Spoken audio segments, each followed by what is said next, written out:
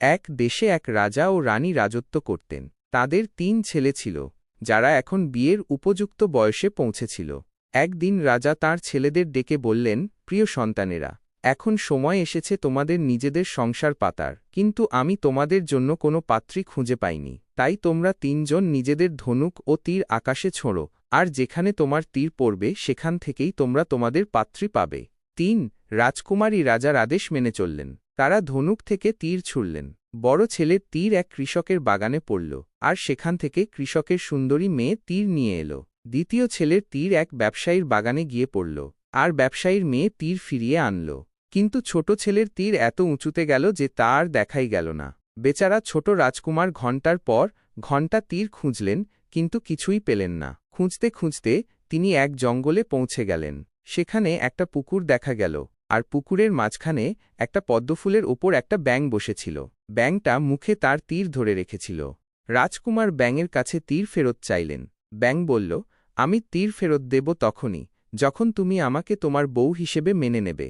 এ কথা শুনে রাজকুমার ঘৃণাভরে বললেন, কিভাবে একজন রাজকুমার একটা ব্যাঙের সঙ্গে বিয়ে করতে পারে? কিন্তু তিনি বাবার আদেশ অমান্য করতে পারলেন না।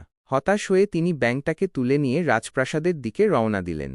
প্রাসাদে পৌঁছে তিনি রাজাকে পুরো ঘটনা বিস্তারিত বললেন এবং ব্যাঙটাকে দেখালেন।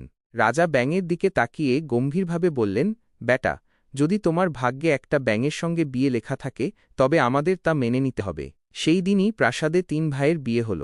বড় ২ রাজকুমার সুন্দরী মেয়েদের সঙ্গে বিয়ে করলেন, আর ছোট রাজকুমার ব্যাঙের সঙ্গে বিয়ে করলেন। সময় কেটে গেল। একদিন রাজা তার ৩ ছেলেকে দরবারে ডেকে বললেন, প্রিয় ছেলেরা, আমি দেখতে চাই তোমাদের মধ্যে কার বউ আমার জন্য সবচেয়ে সুন্দর জামা তৈরি করতে পারে। ৩ রাজকুমারী বাবার আদেশ মেনে নিলেন এবং নিজেদের ঘরে ফিরে গেলেন।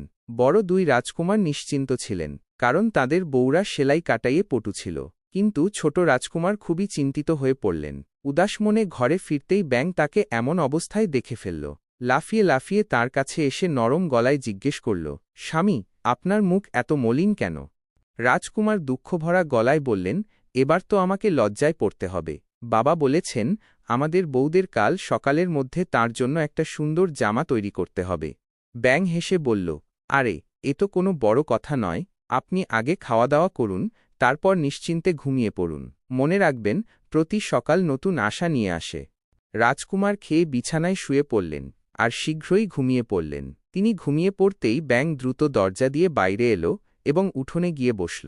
সেখানে সে তার ব্যাঙের চামড়া খুলে ফেলল, আর দেখতে দেখতে এক অত্যন্ত সুন্দরী যুবতীতে রূপান্তরিত হল। সে জোরে তালি বাজিয়ে আদেশ দিল,